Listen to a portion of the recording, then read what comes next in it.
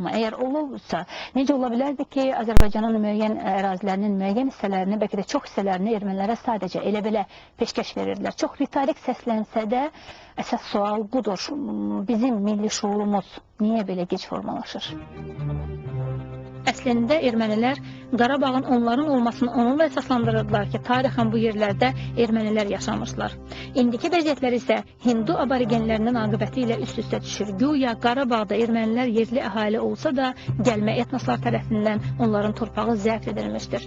1801-1828-ci illərdə Rus imperiyasının apardığı siyasət nəticəsində bütöv Azərbaycan 2, daha sonra 3 yerə bölündü. Şimali Azərbaycan Ruslar tərəfindən, Cənubi Azərbaycan Farslar tərəfindən mənimsəniləndən sonra üstəlik qoynunda yer verdiyi, indi ona qənim kəsilən gəlmə ermənilərin vilayəti də yaradıldı.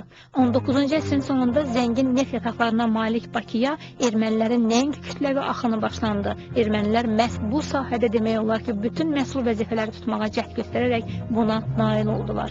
Onlara kömək edən təbii ki, Ruslar və Rus bolşevikləri idi. Din faktoru ən güclü faktorlardan olsa da, neftdən götürəcəyi mənafə daha vacib məqsəd idi.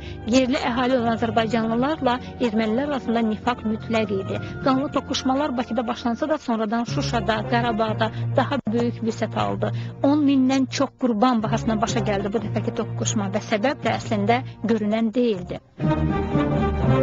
İlk Sovet hakimiyyəti də elə Azərbaycanda quruldu. Bolşeviklərə neft lazım idi. Qızıl Ordu Bakıya daxil olanda Azərbaycan onun Zəngəzur, Naxçıvan, Qarabağ ərazilərində iddialı olan ermənilərlə müharibə aparırdı. Noyabrda böyük vədlərdən sonra Ermənistanda Sovet hakimiyyəti quruldu. Sovet hakimiyyəti dövründə bu müharibələr bir qədər səngisə də xüsusi ermənilərə edilən güzəştlər bahasına oldu. Azərbaycanın torpaqları yavaş-yavaş ermənilərin ixtiyarına verilirdi. Azərbaycanın bədnam tarixi isə yazılmaqda idi. 1918-ci ildə Azərbaycan rəhbərliyi İrəvan ərazisini ermənilərə güzəştə getdi. 1920-ci ildə Yeni Bəyazıtın Basar-Keçər mahalı və Zəngəzur qəzası da ermənilərə bağışlandı. Sonra Qazax qəzasının cənub hissəsi Dilecan da əldən çıxdı. Sovet hakimiyyəti dövründə isteklərini 1-ə 5 artıran ermənilər 22-ci ildə Göyçəni, 23-ci ildə Naxçıvanın 9 kəndini, 29-cu ildə Qazaxın 5000 hektar ərazisini, Cəbrayıl qəzasının böyük bir hissəsini mənimsədilər. Azərbaycanlıların müqavimətinə rəğmən 46-cı ildə isə 4000 hektar sahə ermənilərə verildi. Düşünülmüş şəkildə Azərbaycan üçün strateji baxımdan çox əhəmiyyətli olan Naxçıvanı ondan ayırdılar. Naxçıvanla Azərbaycan arasındakı bütün Zəngəzura ermənilər yiyələndilər ki, dişlərini çoxdan qıcadıqları Naxçıvanda etnik təmizləmə apararaq türksüz Ermənistan torpaqlı siyasətinə daha tez və asan nail olsunlar.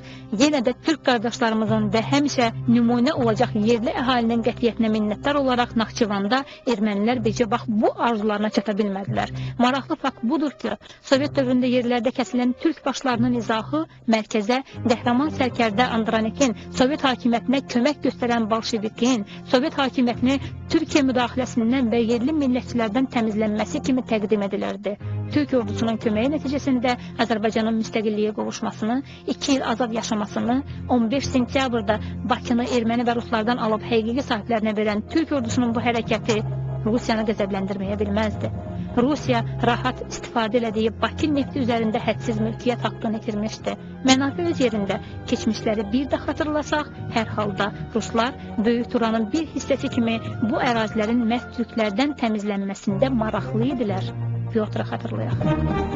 Vəli Həbiboğlu'nun qeyd elədiyi mühüm bir fakt. Ermənilər müsəlman millətindən olan türklərin qırılmasında daha israrlıdırlar və müsəlman anlayışı çox geniş bir anlayış olaraq türkləri, təkcə türkləri özündə əhatə eləmir. Ermənilər isə məhz türklərin qırılmasında çox israrlıdırlar. Bu çox dəqiq anlaşma, çox dəqiq tapılmış bir ifadədir. Çünki türklərin qırılmasının müəllif hüquqları həmişə ermənilərə məxsus idi və biz də, yəni Azəri türklərindən də məhz erməni daşnaqları tərəfindən qırılması ancaq türk qardaşlarımızın köməyi ilə zaman-zaman səngidi mümkün oldu və 18-ci ildə də Nuru Paşa başda olmaqla Bakının ümumiyyətlə Azərbaycanın xilası da ancaq türk qardaşlarımızın köməyi ilə biz xilas ola bildik.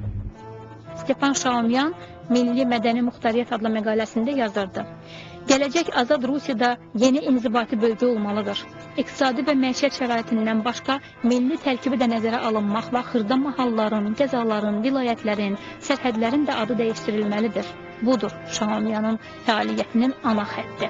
Çox böyük uzaqgörənliklə irəli sürülmüş bu fikirlə sonradan hesablaşan Lenin, Ermənistan Respublikası yaranan zaman Nərimanov hayqırtısına məhəl qoymadan özünü hamıdan tez Rus bolşevizm qucağına atmış Azərbaycanın tarixi torpaqlarına alıb Ermənistana verməklə ilk Ermənistan dövlətini yaratdı. 1923-cü ildə isə Azərbaycan ərazisində ikinci erməni dövlət qurumu olan Dağlıq Qarabağ Muxtar Vilayətinin yaradılmasına sərəncam verdi. Bu, artıq Böyük Ermənistanın tərkib hissəsi idi.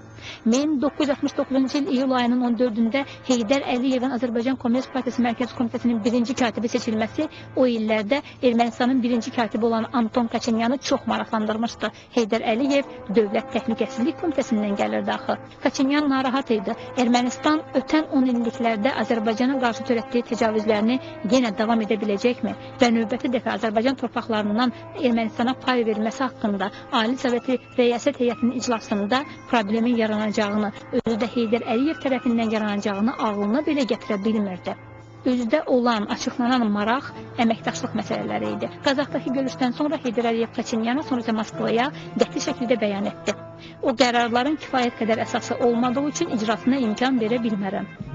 Bu bəyanat o vaxtacan 49 il Sovet hakimiyyəti dövründə Azərbaycan rəhbərlərinin Ermənistan hakim dairələrinə və təbii ki Moskvaya ilk sərt etirazı idi.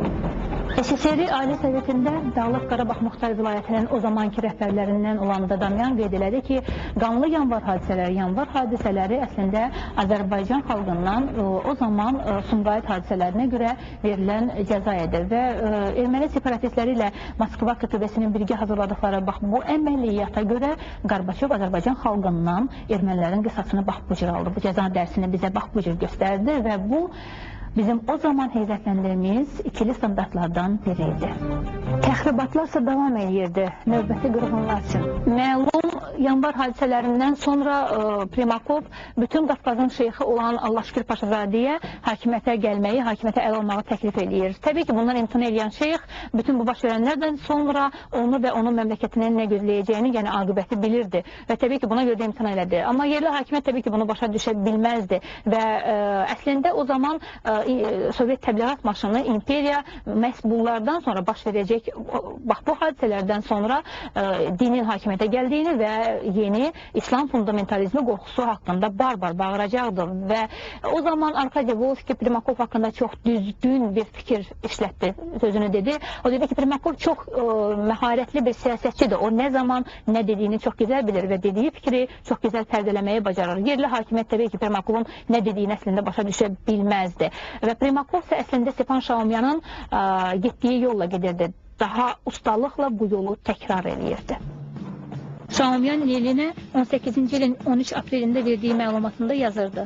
3 gün ərzində 30-31 mart və 1 apreldə Bakıda iki tərəfin bizim Qızıl Ordu ilə bərabər vuruşan erməni milli dəstələri ilə Müsavat Partiyasının rəhbərliyi etdiyi müsəlmanlardan ibarət vəhşi diviziya arasında qanlı döyüşlər getdi.